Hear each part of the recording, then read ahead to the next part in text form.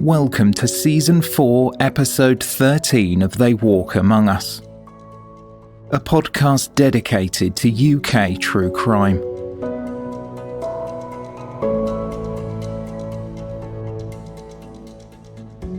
Listener caution is advised, as this episode contains adult themes and descriptions that some listeners may find distressing.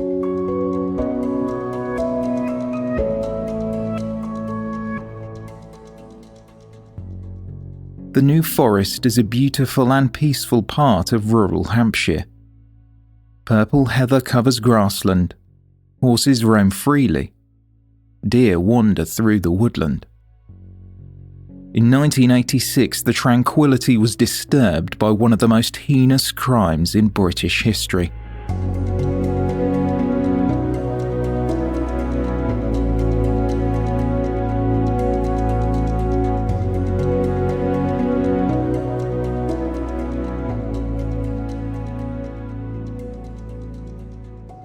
Joseph Cleaver was an 82-year-old retired executive for Kensington publishing company Cleaver Hume Press Limited, which he co-founded in 1923.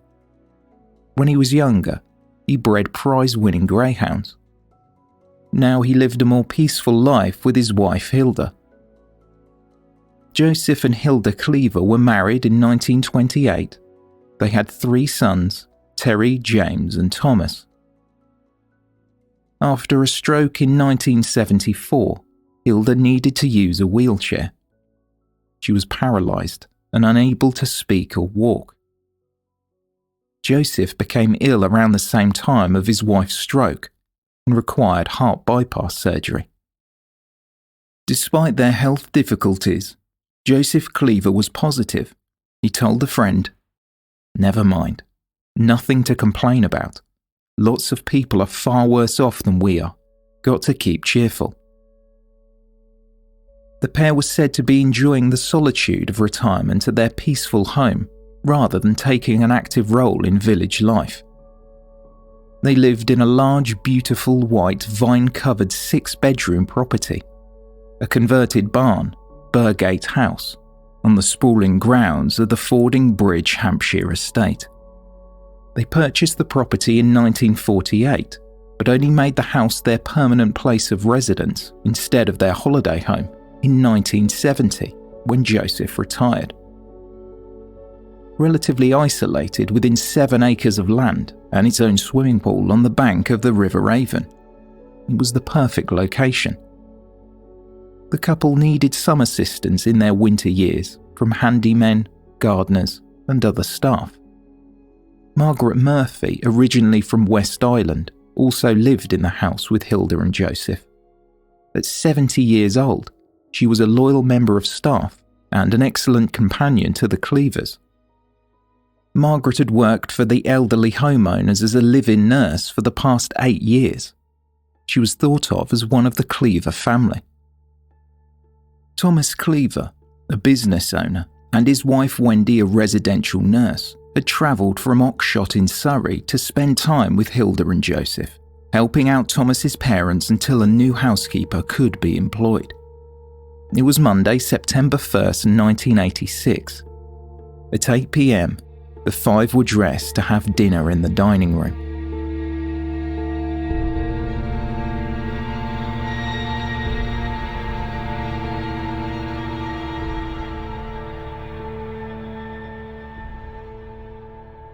The next morning, Tuesday, September 2nd, the Cleavers' housekeeper Nellie Taylor arrived for work.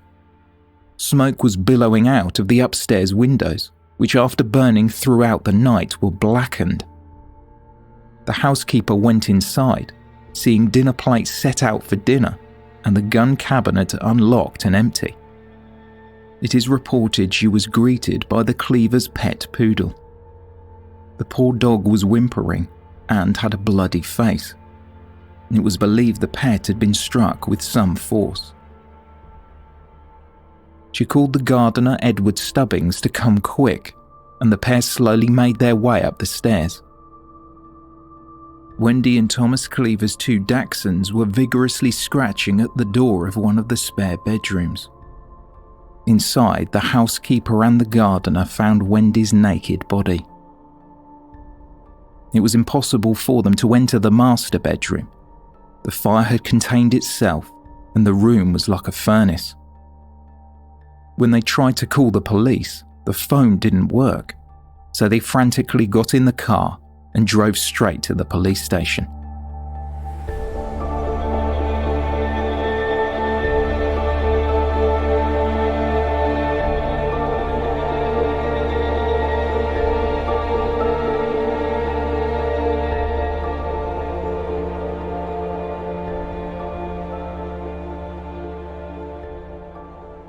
When police and the fire crew got to Burgate House, they were met with an eerie sight. A large wooden dining table was covered with a white tablecloth set for dinner, and half of the main course still remained on the ornate china plates. The Cleavers were always punctual, having their evening meal at 8 o'clock. They liked tradition and would get dressed for dinner, meeting to have drinks before they ate. The firefighters managed to control the fire enough so both they and police officers could enter the master bedroom. 3 badly burned bodies were found. A 4th was discovered in a bathroom, and the body of the 5th victim, Wendy Cleaver, who was found by the domestic staff, was uncharred but mutilated with a knife. She had been left in a spread eagle position, showing signs of severe sexual assault. Having witnessed such a callous and disturbing scene, the police knew they had to find the culprit or culprits fast. Later at a press conference, police were questioned why the RSPCA and a vet had visited the property. There were 3 dogs in the house, and it looks as though one of the dogs has some injury. So, from a welfare point of view for the dog, we're having him looked at by a vet. Unfortunately, the Cleavers' pet poodle had been hurt so badly, it had to be put to sleep. The victims hadn't been officially named yet, but the newspapers speculated their identities. Chief Superintendent Alan Wheeler told the press that night it was a brutal crime, and quote, "probably as bad as any murder you are likely to find." A woman had been seen the day of the murders at around 3:20 p.m. in blood-stained clothes with blood on her hands and what appeared to be scratch marks on her face. The police were eager to trace her. Her description was a well-spoken woman, approximately 45 to 55 years old, 5'4" with medium-length brown hair. She wore a red anorak, which bore a logo with the word volcano on it. She was seen at Burgate Manor Farm near Burgate House, where the killings had occurred. She had asked the occupants of the farm if she could use their telephone.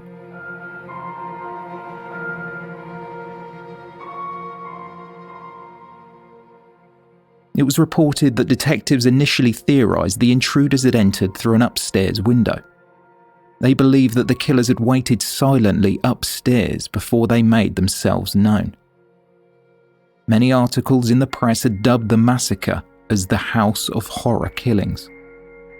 A neighbour, Mr. Stollards, lived on a farm almost 3/4 of a mile away. His view of where the Cleavers lived was hindered by the angle and the trees. Mr. Stollard said his father, who passed away 10 years earlier, was friendly with the Cleavers, but he had not communicated with the couple since that time. He was quoted as saying, "They are a very, very quiet couple. They never mingled with the other villagers or go to local restaurants or pubs. Everyone in the village has been shocked by what has happened." Margaret Murphy's son Frank, a lecturer who lived near Bournemouth, was contacted about his mother's death, and he was officially asked to identify her. He later spoke about his mother and said, "For some time I have been attempting to encourage her to retire, but she was reluctant to do so. She was a woman of integrity, humour, courage, and great generosity of soul. Her murder was an obscene outrage. No words are adequate to describe the loss I have sustained and the sense of horror I feel at this appalling crime. The children of Thomas and Wendy, 21-year-old Jason and 19-year-old Melissa, were informed their parents had been killed, along with their grandparents at Burgate House.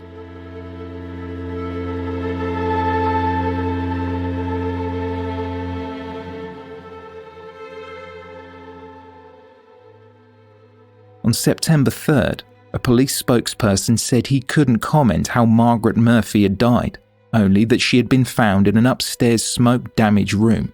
Quote, "There was a very severe fire in the room where she was found, which hampered inquiries as to the cause of death." Mrs. Murphy had not known a lot of people locally. She was dedicated to her job. She did make time to visit the church. The last time, the local priest Gerard Fallon remembers he attended the 8:30 a.m. Mass the Sunday before her murder. The priest said, "We are all very shocked. This is a quiet village, and not the kind of thing you expect here. Everything is so close-knit." The Cleaver's son James was requested to go through all of the rooms in his parents' house to see if he noticed if anything was missing. Meanwhile, a forensic team combed every inch of the Cleaver's estate.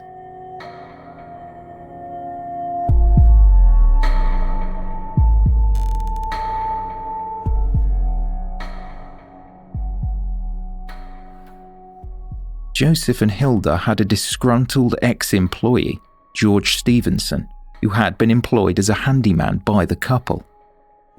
At the same time, the Cleavers employed Stevenson's wife Fiona, and they lived on the grounds. The month before their murders, the Cleavers found it necessary to fire 35-year-old George Stevenson. Fiona was seen with a face marked with bruises, and Stevenson was suspected of drinking on the job.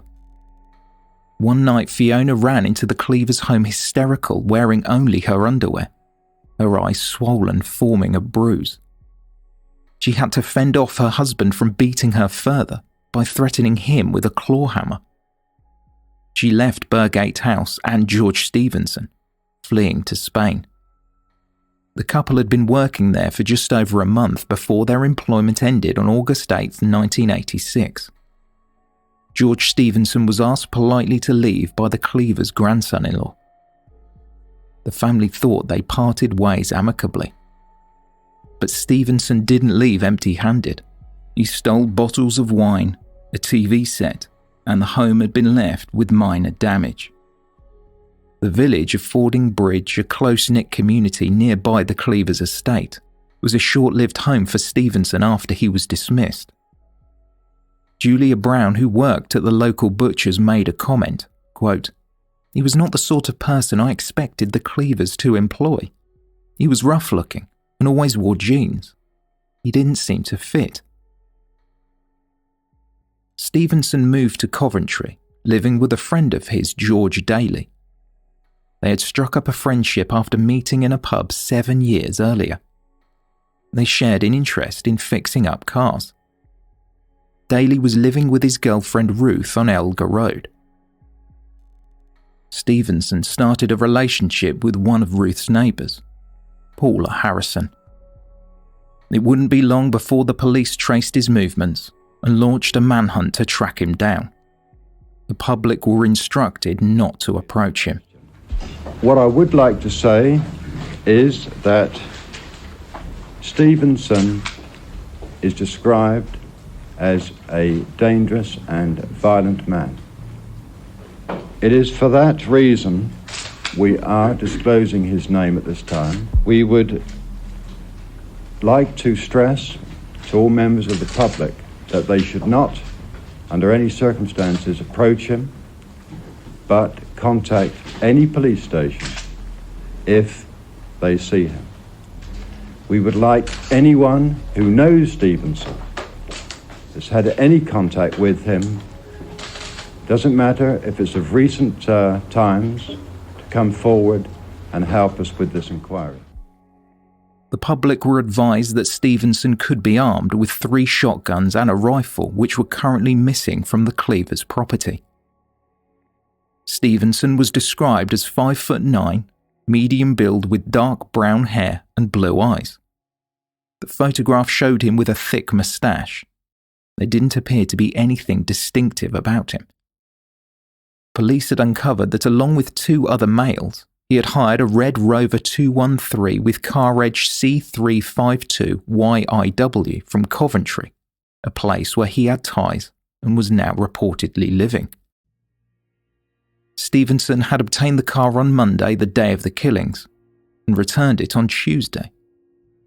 George Daly and his younger brother John had been present at both the time of obtaining the rental and its return. The police appealed to garages and car hire firms throughout Coventry and the surrounding area to get in touch if Stevenson had hired or attempted to rent another vehicle. The woman who was seen bloody at a nearby farm was sought by police. They believed her to be local, and a spokesperson appealed through the press saying, "We ask for her to come forward because we urgently need to eliminate her from the inquiry." The woman finally came forward, but was quickly eliminated. When it transpired she had become injured when a cow in a field chased her, she tripped over and cut her face.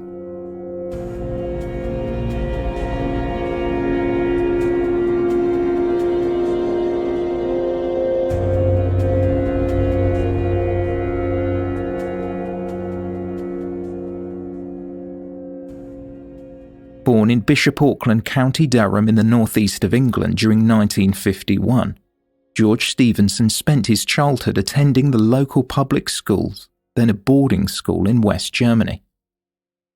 A neighbour, Mrs. Hughes, who knew George when he was a boy, realised he was now a wanted man, and she conveyed her shock. "I can clearly remember the Stevenson boys playing in the street. They were just a quiet, ordinary family that caused no bother. I could never imagine George ending up in this situation."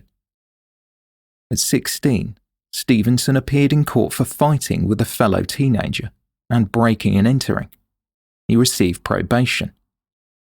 A year later, he moved to Coventry with his parents and 3 siblings. Stevenson was first married at 21 to a woman called Julia. The union lasted for 5 years, and in that time the couple had a daughter together. Friends in Coventry remembered Stevenson as a ladies' man, but they were unaware of his violent streak. One said, "He never had any problem getting the girls.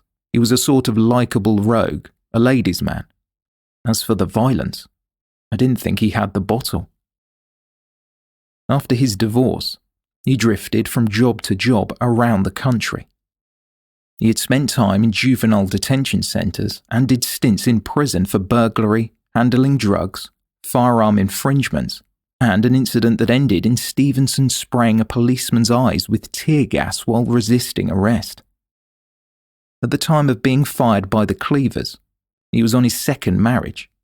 The wedding was only a year before, after a 2-week whirlwind romance. The relationship began a couple of months after his last stint in prison. His parents had now died, and none of his family members attended the wedding. His new wife Fiona quickly began to experience the violent side of a new husband. She told her friends about instances when Stevenson plunged a carving knife into a mattress she was laying on. Other times he dragged her by her hair and pinned her to the ground. One of his brothers, Bill, said of his younger sibling, "George used to put me on edge. Had he not been my brother, I probably wouldn't have given him the time of day." George Stevenson's wife Fiona was now back from Spain and under police protection, while the manhunt for her estranged husband was underway. The couple had found work with the Cleavers after an advert was placed in the Bournemouth Evening Echo newspaper. The Cleavers stated they were looking for a homely couple for their happy home, one person to be employed as a housekeeper and the other as a handyman. The position, which included accommodation, attracted the attention of the Stevensons, who were living near Bournemouth at the time.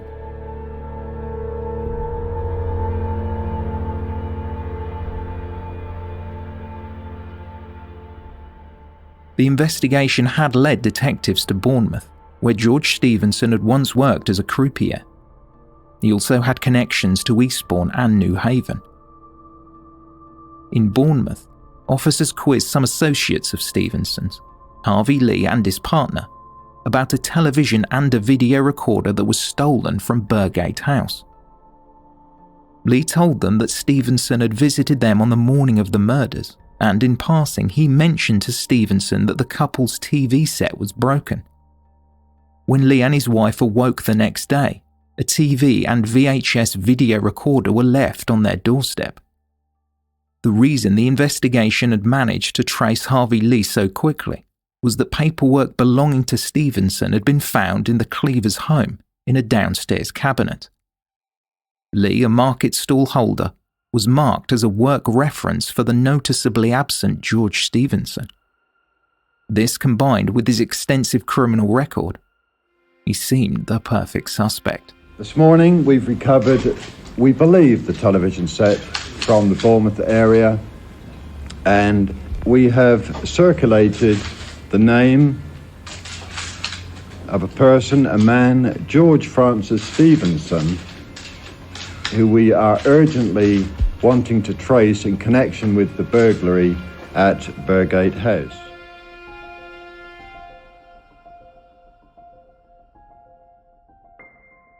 Thursday, September 4th, 1986. George Stevenson handed himself in at a police station near the New Forest in the early hours of the morning. He made the call at 1:42 a.m. from a campsite only a few miles from the Cleavers' home. Stevenson had made his way back to the New Forest by train after returning the rental car in Coventry. Regulars in pubs throughout Brockenhurst near the campsite where Stevenson was staying saw a man drinking with dark hair, wearing a heavy woolen green jumper and jeans, though he stood out as he appeared nervous and edgy. I was talking to them as the other locals at the bar. We happened to be talking about the business at Fordingbridge, and it was soon after that the guy left.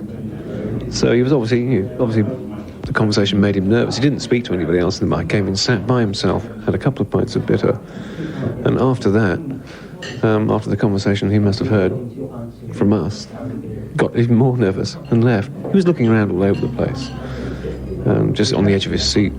He looked a worried man, so slightly frightened perhaps. Yeah. Just generally looked worried. It's the sort of thing you notice in a bar if someone looks worried. You know. So, had a couple of pints. Was maybe here half an hour, 3/4 of an hour, then left in a hurry without anybody really noticing. George Stevenson wasn't recognisable. He had disposed of his most distinguishable feature, his moustache. Without it, he barely resembled the photographs the authorities had circulated. He had mingled with other people in another pub, the Foresters Arms. A couple who were on holiday played pool with him. The trio were later joined by two other campers, Frankie and Georgia, and they all had a few drinks together. At some point in the evening, Frankie offered to read Stevenson's palm, which he accepted. A witness later recalled their conversation. She took his hands and he said, "You just want to hold my hands, really?" And he said to me, "I think I'm closer to the truth than I realise." She was doing a bit of palmistry and I was talking to the other girl, Georgia, just things in general. I heard her say, "You've got a lot of worries," and he said, "Yes." He said, "I've got big worries." I didn't take any notice. I just saw it as some sort of game, palmistry bit.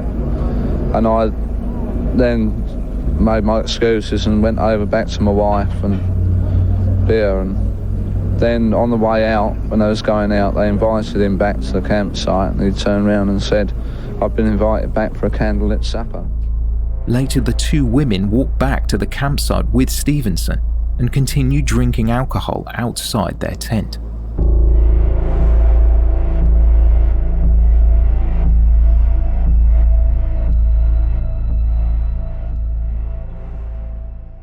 The press were told another man was arrested in an armed siege in Coventry just 15 minutes after Stevenson was picked up.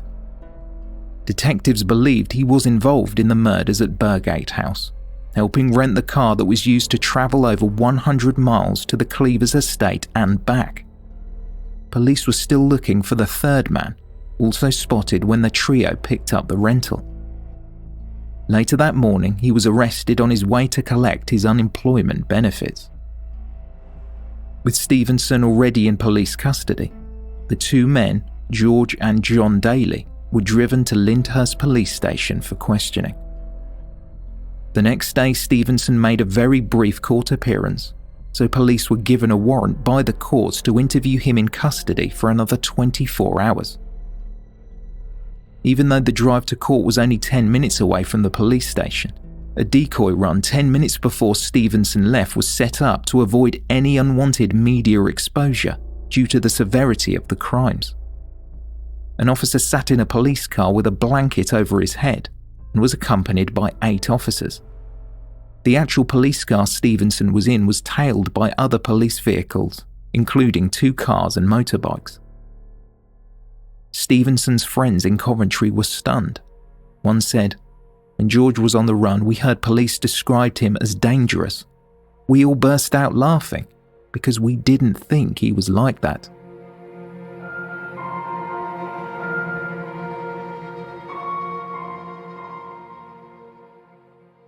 Monday, September 8th. 3 men were remanded in custody for 7 days by the magistrate after an 8-minute hearing at Lymington Court in the New Forest. No application for bail was put forward, and reporting restrictions were not lifted. The trio only spoke to confirm their names. They were charged with the murders at Burgate House.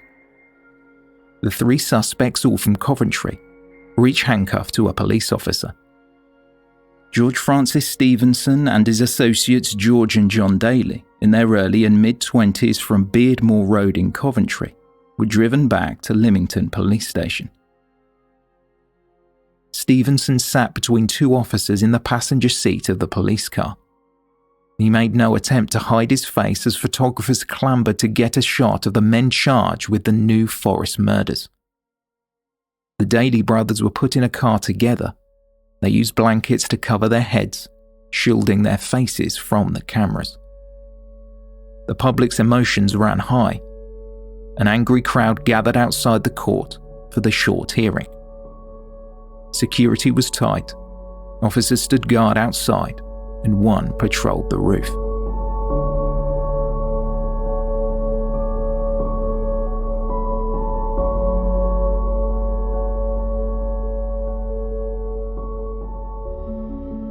A funeral service for the 4 Cleavers was held on October 4th, 1986 at St Andrew's Church in Oxshott, Surrey.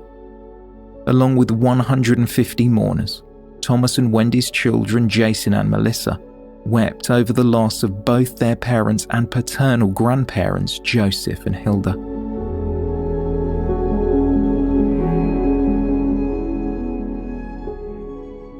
The real horrors of what unfolded at Burgate House on that September night began to unravel. Enraged and bitter about being, as he believed, wrongly let go by the Cleavers, George Stevenson hatched a plan with George Daly while they were living together. They would soon be joined by Daly's younger brother John. Stevenson was convinced the pensioners had cash and jewellery stashed around their home, and the trio planned to take it. They hired the Red Rover from Coventry and drove to the Cleavers' home in Hampshire, stopping off at Bournemouth purchasing string and rubber gloves. They were armed with pickaxe handles and 2 empty petrol canisters, which they filled up at a garage not far from the Cleavers' home. All 3 wore stockings over their heads in an attempt to hide their faces. Stevenson knew the Cleavers' set routine. They had dinner at 8. But he had no way of knowing the 3 elderly residents, Joseph, Hilda and Margaret, were joined this evening by 49-year-old Thomas and his wife Wendy, 46. The 3 assailants burst into the Cleavers' dining room in the middle of dinner.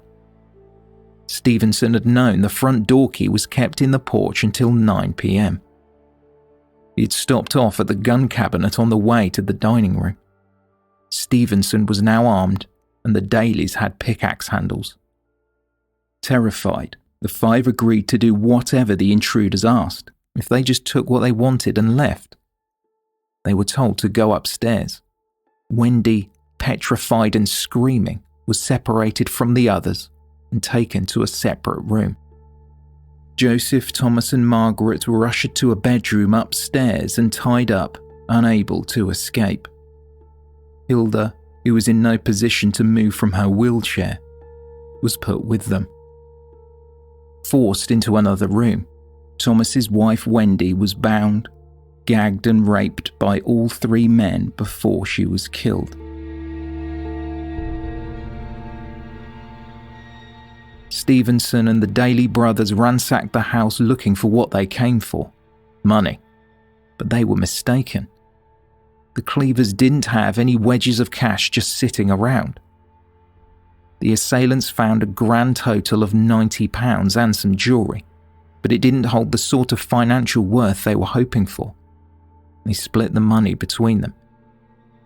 The trio had neglected to discover a safe behind the curtains in the master bedroom. They also didn't find £700 in cash and a large amount of American currency that was hidden in an unlikely place. Thomas Cleaver had lost a leg in a car accident. He used his prosthetic leg to hide some valuables while keeping them on his person. The trio didn't just leave after raping Wendy and ransacking the house. They hadn't finished with the people being held upstairs. The master bedroom where 4 of the captives were bound was doused with petrol and firelighters, as were Hilda, Margaret, Joseph and Thomas. Stevenson also scattered firelighters around the house. Later, according to George Daly, who was at this point loading the rental car with the items they had stolen, Stevenson said, "They are already dead, and I have poured petrol on them." Daly went inside and threw a match at the upstairs banister, and with a whoosh, the fire raged and flames quickly engulfed the master bedroom. Stevenson and the Daly brothers fled with their meagre, ill-gotten gains, watching from the rearview mirror a house ablaze with 5 people inside, but whether some knew it or not, 4 were still alive. Joseph, Hilda and Margaret succumbed to the fumes and fire in the room. Miraculously, Thomas managed to free himself from his bindings when they caught fire and attempted to get to the bathroom to try and smash a window to get out. But tragically, Thomas fell back, overcome by the heat and fumes before he could break the window. He singed the flooring where he fell. In a police interview, 21-year-old John Daly admitted strangling Wendy after they assaulted her. He claimed Stevenson left the room, then came back with a black ribbon-like piece of cloth and laid it down.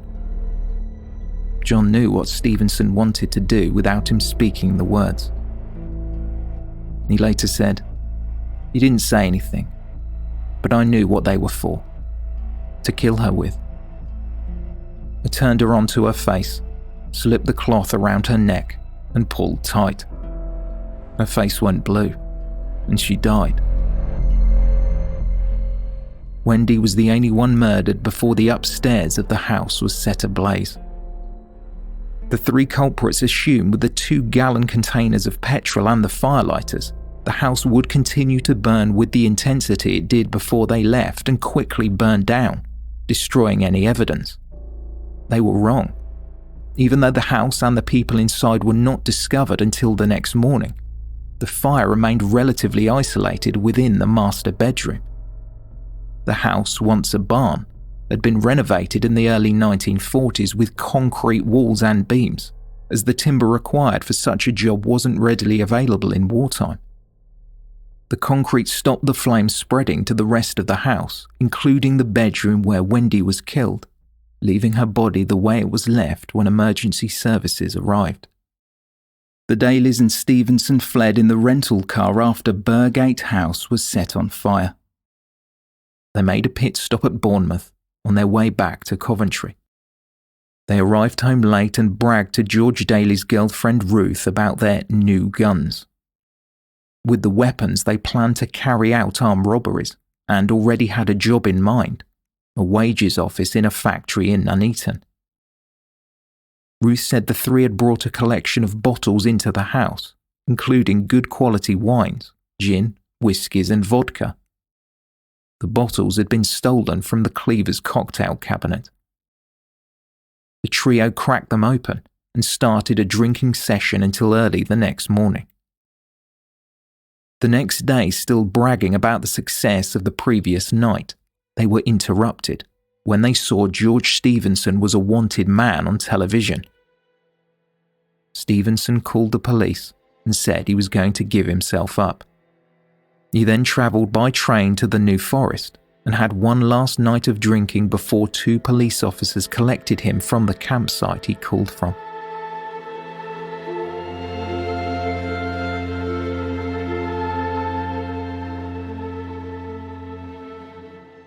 Stevenson's estranged wife Fiona started receiving letters from him while he was in jail. An extract from one read, "The police have explained to me you never want to see me again. I fully understand and respect how you feel after our parting, and this horrific atrocity that's been committed." George Stevenson didn't know that Fiona had contacted the police, putting his name forward as soon as she found out about the murders. In a taped interview, John Daly said that Stevenson had told him and his brother before they went to the house that the Cleavers would have to be, quote, popped off in case they recognised him. Popped off meaning killed. He went on to say that regardless, they didn't recognise him, so he didn't know why they had to be killed. George Daly claimed they purchased the petrol on the way to Fording Bridge to burn their clothes after they robbed the house.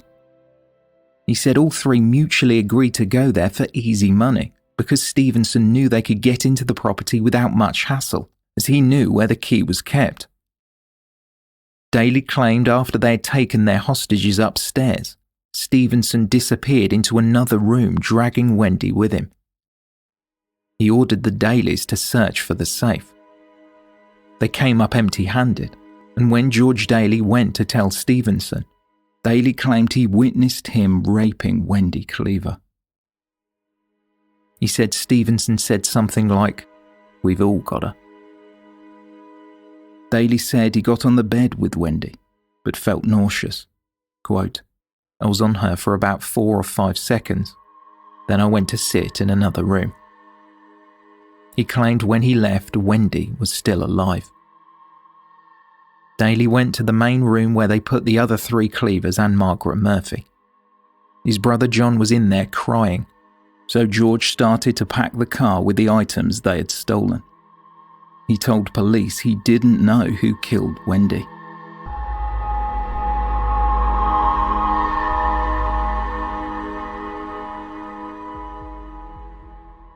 In George Stevenson's first interview, in spite of his telephone call to police, he pointed the finger at someone else entirely.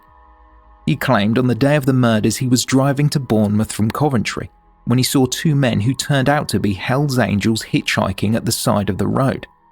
He pulled over to give them a lift. Stevenson alleged during this journey with the 2 strangers, he discussed the Cleavers' house.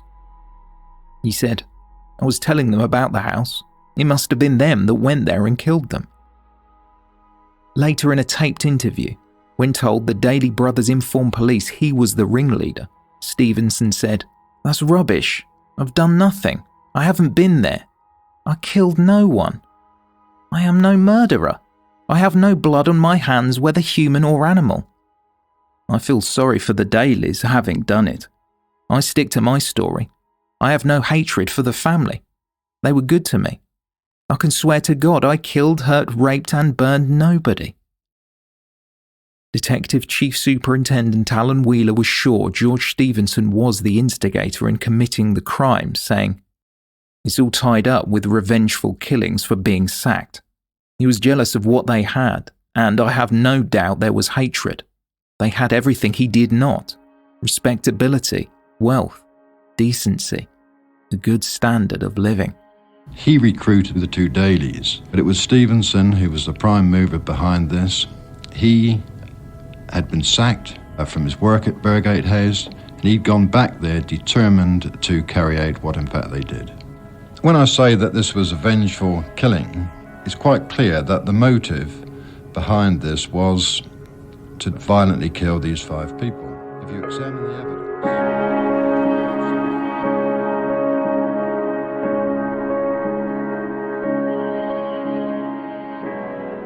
The trial began at Winchester Crown Court on October 6, 1987. The jury consisted of 8 men and 4 women. All 3 of the accused pleaded not guilty to the 5 counts of murder. John Daly pleaded guilty to rape and robbery, though George Daly and George Stevenson denied rape.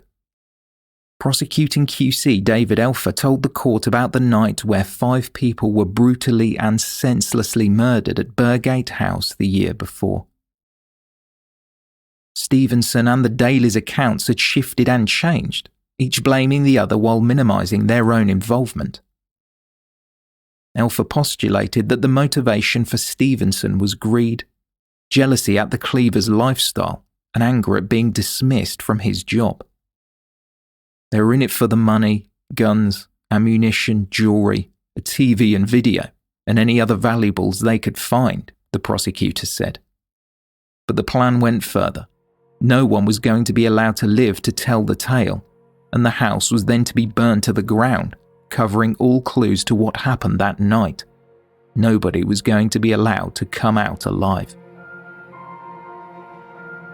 The Cleavers family, including Thomas and Wendy's 2 children, attended court most days of the trial. They had been advised not to attend due to the horrific nature of the evidence. Some quietly wept as the details about what happened to their loved ones unfolded. On the first day, they had seats in the public gallery. By the next, they were moved to a new position at the well of the court near to the jury box. They were moved once again to the press benches when Stevenson and the Dalys gave evidence, so they would not have to directly face them. Gabriel Guerrero, who was married to Joseph and Hilda's granddaughter Julie, was the only family member to take the stand. He had met George Stevenson during his short employment at the Cleavers' home. Guerrero had played squash on the grounds with him. He said that Stevenson remarked that he took the job because he wanted to hunt and fish, and he looked forward to the country life. Guerrero was the one that told Stevenson to leave, and after he did, he noticed a TV and some bottles of wine were missing, and a glass door had been smashed in the small house they were staying in just 20 feet away from the Cleavers' home.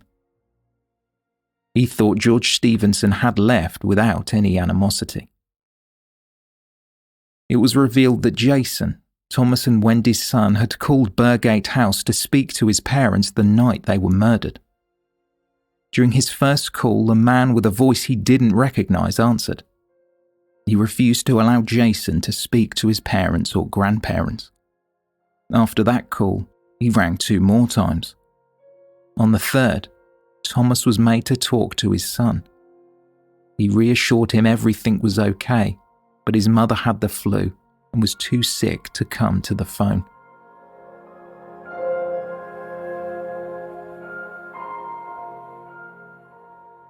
George Stevenson's estranged wife Fiona was requested as a prosecution witness.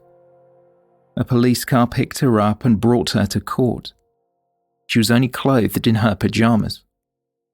She attended the trial for 3 days, but was not required to take the stand in the end, as the judge ruled she could not give evidence for legal reasons. From the witness box, George Daly's partner Ruth explained she was a widow with 3 children and was finding it hard to comprehend the man she lived with was responsible for such heinous murders. She said Daly had repeatedly told her that he didn't do it, and she didn't know what to believe. There are so many unanswered questions. I don't think he did it. I can't imagine George doing something like that, she said. She claimed she had never experienced George Daly's violent side, though he did have a temper and got nasty if things were not done exactly how he wanted them to be done. Ruth did say that Stevenson had the vicious streak that others had described. Towards the end of her time on the stand, she broke down, confessing she still had feelings for George Daly, saying she loved him. "That's just my emotional feelings," she said. She told the court she wouldn't visit him in prison if he were convicted. She stated, "I have to cut him off somewhere." Ruth said once the three men had seen George Stevenson was a wanted man on TV, they got the guns out of the house. She saw them being removed from a home in a black refuse sack. Later, John Daly divulged to police where the firearms were hidden.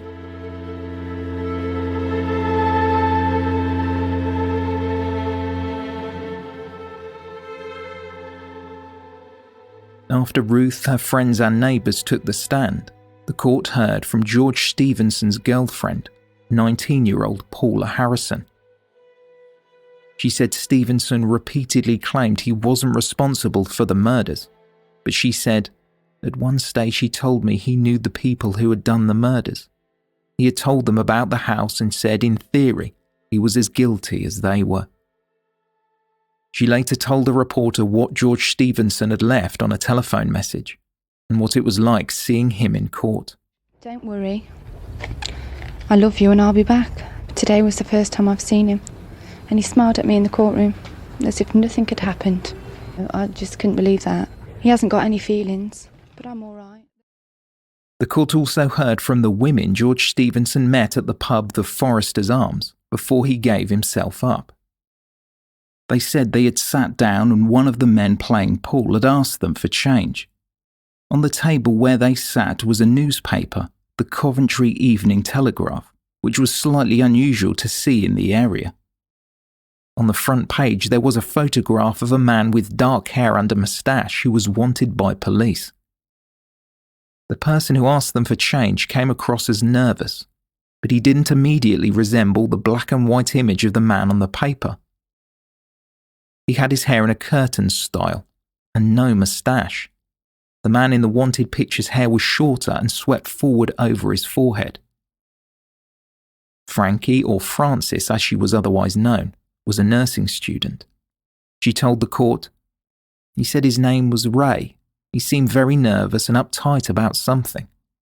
We asked him about it, and he said he had been set up for something. He would not say what it was, and we had a guessing game about what it was." They went back to the campsite and drank wine outside their tent. The topic of what he had done came up again, and he responded, "Did you read the paper?" "Yes," one of the women replied. "Did you read it properly?" Frankie read the article on the massacre, and Stevenson showed her his driving licence after she asked if his name was George. The young woman asked if he had done it. He said he hadn't. They drank and smoked cannabis for about half an hour. Then one of the young women asked him to sign the picture in the newspaper, and he did. George Stevenson's brother Bill told the court about the years his brother spent running drugs into England from Morocco and Turkey. He smuggled cannabis, cocaine, amphetamines and LSD in a hidden compartment in a camper van, and at one point narrowly missed imprisonment in Turkey by paying off police. Bill said, even in the 70s he was making over $40,000 a year, bringing drugs into Britain.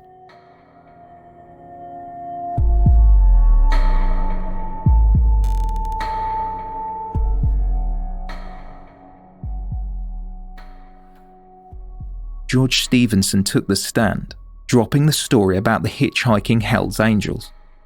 He now confessed to being at Burgate House the night of the murders, but claimed he was merely the getaway driver that waited in the car. When discussing the Cleavers, he said, "I would not have harmed them. They were lovely people. They had been good to me."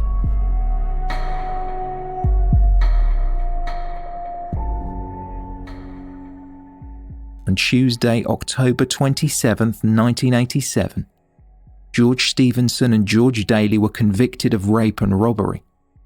John Daly having admitted to the charges at the start of the trial. George Daly expressed no emotion, but Stevenson shook his head while staring at the jury.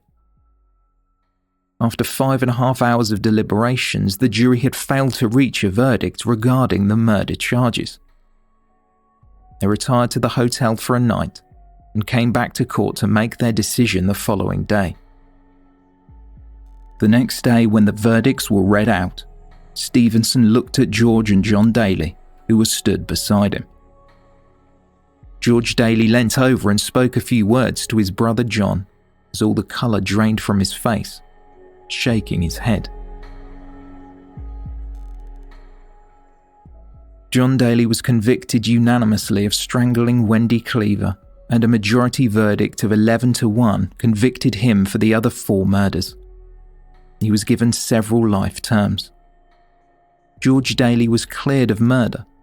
He was convicted on 4 counts of manslaughter and jailed for 22 years. George Stevenson was convicted unanimously by a jury for the murder of 4 of the 5 victims, Joseph, Hilda, Margaret and Thomas. He was given multiple life sentences with a recommendation that he should not be released for 25 years. The judge told him, "These murders were committed in circumstances of indescribable brutality and cruelty. You showed no mercy, and you deserve none." Stevenson is a vain show-off with a dangerous charm. He used his silver tongue to convince men to join him in killing and women to believe he was innocent. He's never shown any remorse. The smooth-talking, handsome killer believed, despite overwhelming evidence against him, that he could twist the jury as he twisted others with his lies and walk away a free man. When he knew police were after him, he was so sure he could convince them that he was innocent, he decided to give himself up. He telephoned The Cleaver family issued a statement. "We are all very relieved that the 3 men responsible for such terrible acts have been brought to justice and receive such penalties as are provided under existing English law. Now that the trial is finally over, we can attempt to resume our normal lives. However, as a family, our lives can never be the same again. The murder of our family last year dealt a tragic blow to those of us who now remain. We could not even attempt to put into words the impact of this, and the deep grief that this and the loss of our much-loved family nurse has caused us all. It has been necessary for us all to go through the trial process to help each other and as a duty to those we've lost. Not knowing what happened during the evening of September 1st, 1986 has been a heavy burden to bear. We have felt a great need to take part, albeit silently."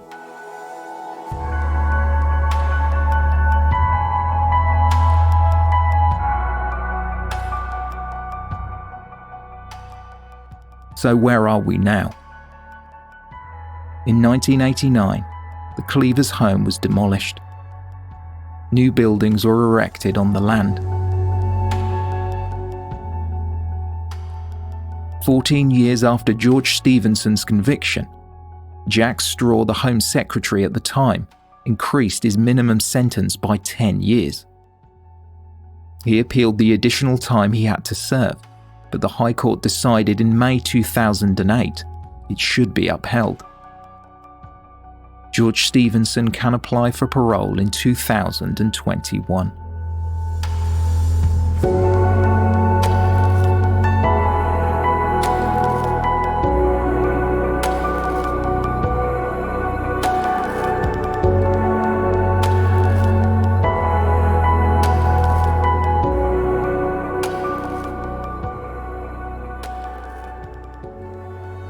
Thank you for listening, and special thanks to our Patreon supporters.